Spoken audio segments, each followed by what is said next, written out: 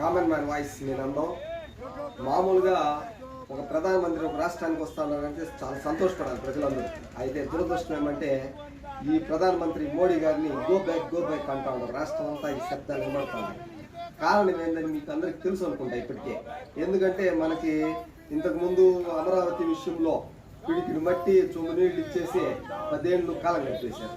ఇప్పుడు ఏమంటే మన విశాఖ ఉక్కు ఆంధ్రలో హక్కు అంటూ మనం పోరాడి తెచ్చుకున్న ఉక్కుని అమ్మేయాలని చూస్తున్నారు. మనకి ఉక్కు ఉత్పత్తి చేయాలంటే ఆడ గనులు ఇవ్వాలి. ఆ గనులు ఇస్తే మనకి చాలా చౌకగా వస్తుంది.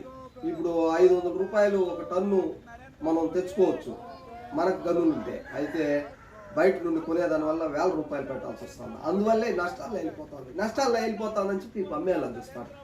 కాబట్టి ఈ పరిస్థితుల్లో ఇంకా మనకి కడప ఉక్కు కానీ ఇంకా మనకి మిగతా విషయాలన్నీ కూడా మన రాష్ట్రానికి సంబంధించిన నిధులంతా ఇవ్వకుండా మనల్ని తాత్సారం చేసి ఇబ్బంది పెట్టేసినారు. మన రాయలసీమ జిల్లాలకు కూడా బుందేల్ఖండ్ అనే ప్రాంతంలో నిధులు ఇచ్చినారంట. ఆ తరహాలో మనకు కూడా ఇస్తామని చెప్పినారు. అయితే ఎగ్గొట్టయినారు. రాయలసీమ జిల్లాలో నష్టపోయినాయి, మొత్తం రాష్ట్రం అంతా కూడా నష్టపోయింది. ఇప్పుడు విశాఖని పర్యటించి చూడడానికి వస్తూ ఉన్నారు మన నరేంద్ర మోడీ గారు. అయితే ఆయన వచ్చి చూసి అమ్మకానికి ప్లాన్ చేయడానికి మెట్టల్ అనే ఆయనకి అప్పగించడానికి ప్రయత్నం చేస్తారని చెప్పి కమ్యూనిస్టు చెప్పుకొస్తున్నారు. నేరుగా చూసేద్దాం వాళ్ళు ఏం మాట్లాడుతున్నారు. ఈరోజు రాష్ట్రంలో గత విభజన హామీల నుంచి ఇప్పటి వరకు కూడా విభజన హామీలప్పుడు వెనుకబడిన రాయలసీమ కానీ అదేవిధంగా ఉత్తరాంధ్రకి నిధులు ఇస్తాం, ఈ వెనుకబడిన రాష్ట్రాలని ఆదుకుంటామని చెప్పి ప్రాంతాలని ఆదుకుంటామని చెప్పిన నరేంద్ర మోడీ అదేవిధంగా బీజేపీ కూటమి వీళ్ళందరూ కూడా ఈరోజు రాష్ట్రానికి ద్రోహం చేస్తున్నారు. విభజన హామీలకి పెట్టింది ఈరోజు ఆదానికి అదేవిధంగా రిలయన్స్ అంబానీకి ఈరోజు కోట్ల రూపాయలు ఈ ప్రజాధనాన్ని వాళ్ళు కూడబెట్టడానికి ఈరోజు కార్పొరేట్లకు అమ్మకానికి పెట్టడం అనేది ద్రోహం చేయడమే. అదేవిధంగా కడపని ఉక్కుని నిర్మిస్తాం, అదేవిధంగా 20,000 ఉద్యోగాల నుంచి 1,00,000 ఉద్యోగాల దాకా ఈ ప్రాంతంలో ఉద్యోగాలు కల్పిస్తామని చెప్పారు. కడప ఉక్కు ఇంతవరకు మా దృష్టిలో లేదు అని చెప్పి మన పార్లమెంట్లో మన కుమారస్వామి కేంద్ర కర్మాగార కుమారస్వామి ప్రకటన చేస్తున్నాడు. ఈరోజు మేము అడగదలుచుకున్నాం సిపిఎం పార్టీ తరఫున మీకు బీజేపీ ప్రభుత్వానికి కానీ అదేవిధంగా ప్రధానమంత్రి నరేంద్ర మోడీకి కానీ ఈ ఆంధ్ర ప్రజల ఆత్మగౌరవాన్ని మీరు రోజు రోజుకి దిగజారుస్తున్నారు. ఇచ్చిన హామీలను నెరవేర్చకుండా ద్రోహం చేస్తున్నారు. ఇటువంటి హామీలు కూడా నెరవేర్చని మీరు ఈరోజు విశాఖ ఉక్కు పర్యటన ఎలా చేస్తారో అని చెప్పి సిపిఎం పార్టీ తరఫున అడుగుతున్నాం. రేణుగుంట ఏర్పేట మండలాల ప్రాంతీయ కమిటీ సభ్యులు అదేవిధంగా కరీముల్లా గారు మాట్లాడవలసిందిగా కోరుతున్నాం. రోజు అత్యవసరంగా మనమంతా రోడ్డు నిలబడి నరేంద్ర మోడీని వెనక్కి వెళ్ళమని చెప్పడానికి చాలా కారణాలు ఉన్నాయి. ప్రధానంగా మన విశాఖ ఉక్కును అమ్మేయడానికి ప్రయత్నాలు సాగించడం, అదేవిధంగా ఏదైతే మన రాష్ట్రంలో ఉన్న అన్ని పోర్టులు దాదాపు ఆదానికి అప్పగించడం, అదేవిధంగా ఈరోజు బీజేపీ ఆంధ్రప్రదేశ్లో పవన్ కళ్యాణ్ ద్వారా బలపడి ఇక్కడ వేర్లు పెంచుకోవాలనే ఆలోచనతో దురాలోచనతోనే ఈ కార్యక్రమం కూడా పెట్టడం జరిగింది. కాబట్టి ప్రధానంగా ఈ సందర్భంగా నేను తెలియజేసేది ఏంటంటే ప్రజలంతా కూడా చాలా అప్రమత్తంగా ఉండాలి. అదేవిధంగా మతాల మధ్యలో చిచ్చు పెట్టే విధంగా నరేంద్ర మోడీ ప్రభుత్వం ప్రయత్నిస్తూ ఉంది. అది మన రాష్ట్రానికి కూడా పాకుతూ ఉంది. కాబట్టి ఈ సందర్భంగా మీకు అందరికీ నేను తెలియజేసేది ఏంటంటే మనం కాకుండా ప్రజలను కూడా మనం అప్రమత్తం చేయాలని చెప్పి నరేంద్ర మోడీ గో బ్యాక్ అనే కార్యక్రమానికి వచ్చినటువంటి వామపక్ష నాయకులకు అందరికీ కూడా ముందుగా ధన్యవాదాలు తెలియజేసుకుంటూ ఈరోజు భారతదేశం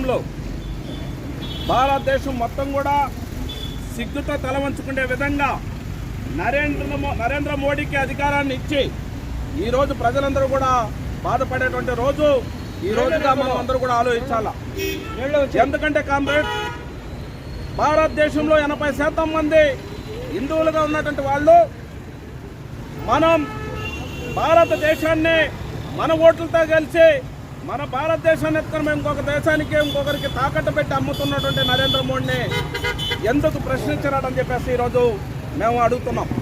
ఎందుకంటే మిత్రులారా, భారతదేశంలో నరేంద్ర మోడీ ప్రభుత్వం అదేవిధంగా ఉన్నటువంటి ఆర్ఎస్ఎస్ మత కలహాలు పెట్టి ప్రజల మధ్య చిచ్చు పెడుతుందే తప్ప ప్రజల యొక్క అభివృద్ధి, ప్రజల యొక్క ఆలోచనలు, ప్రజలకు ఇచ్చినటువంటి హామీలను నెరవేర్చడంలో ఏ మాత్రం చిత్తశుద్ధి లేదటని చెప్పేసి ఈరోజు మేము అడుగుతున్నాం. ఎందుకంటే మన హిందువులందరూ కూడా ఆలోచించాలి.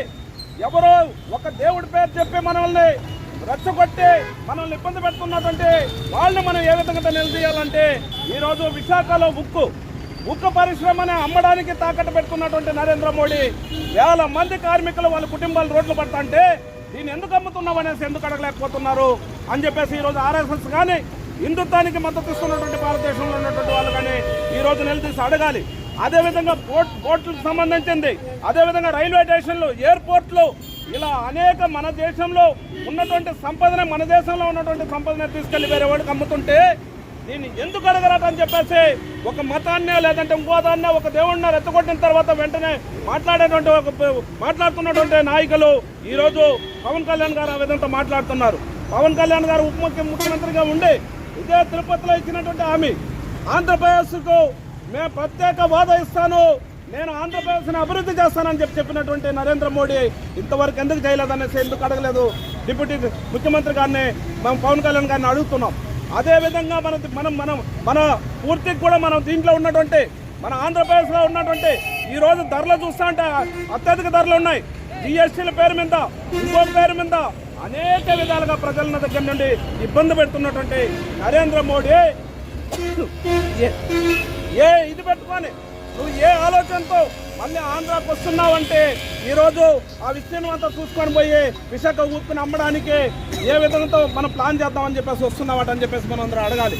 ఈరోజు నరేంద్ర మోడీని ఆంధ్రాకి రానికుండా తిప్పి పంపిస్తే నరేంద్ర మోడీకి మనం అందరూ కూడా వ్యతిరేకంగా నిరసనలు తెలియజేస్తే ఆయనకు బుద్ధి వచ్చి ఆంధ్రప్రదేశ్లో మంచి అభివృద్ధి తీసుకురావడానికి ఇప్పుడు ఉన్నటువంటి కూటమి ప్రభుత్వాలు కూడా కూటమిలో ఉన్నటువంటి ప్రతి ఒక్కరు అడగాల్సిన అవసరం వదిలేసి ఆయనకు భజన చేస్తూ ఆయనకు హారతులు పట్టుతూ రెడ్ కార్పెట్లు చేసి ఆహ్వానిస్తున్నారంటే సిగ్గుతో తలవంచుకోవాలటని చెప్పేసి ఈరోజు మేము కూటమి ప్రభుత్వాన్ని కూడా అడుగుతున్నాం. ప్రజలకు ఇచ్చిన హామీలను నెరవేర్చండి, ప్రజల అభివృద్ధి, ఆంధ్రప్రదేశ్ అభివృద్ధిని చేయండి తప్ప ఇలాంటి భజనలు చేయొద్దని అని చెప్పేసి తెలియజేసుకుంటూ, ప్రైమ్ మినిస్టర్ వస్తారంటే ప్రతి ఒక్కరూ అన్ని స్టేట్లు సంతోషపడతారు. కానీ మన ఆంధ్రాకి వస్తే మాత్రం సిగ్గు అనిపించి మనమంతా తల ఉంచుకునేలాగా చేస్తా ఆయన ప్రభుత్వం అట్లా చేస్తా ఉందనేసి రాకూడదని నిదానాలు ఇస్తాడు. అంటే ఎంత సిగ్గు సేట్ అనేది మాత్రం ఖచ్చితంగా అనిపిస్తూ ఉంది. ఒక్క హామీ కూడా మన ఆంధ్రప్రదేశ్కి ఇంతవరకు చేయలేదు. రేపు మోడీ గారు విశాఖపట్నం వస్తున్నారు. ఎందుకు వస్తున్నారయ్యా?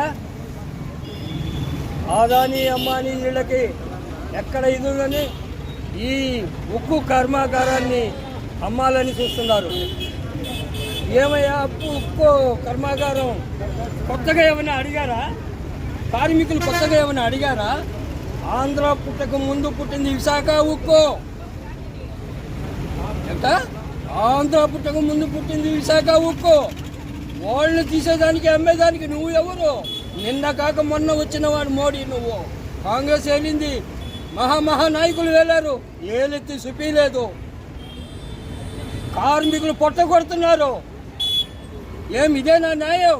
3 నుంచి విశాఖ ఉక్కోళ్ళకి 3 నెలలు జీతాలు లేవు. 8 నుంచి కార్మికులు తీసేశారు. వాళ్ళని విధుల్లో చేర్చుకోలేదు. ఇదేనా మీ బీజేపీ పాలన?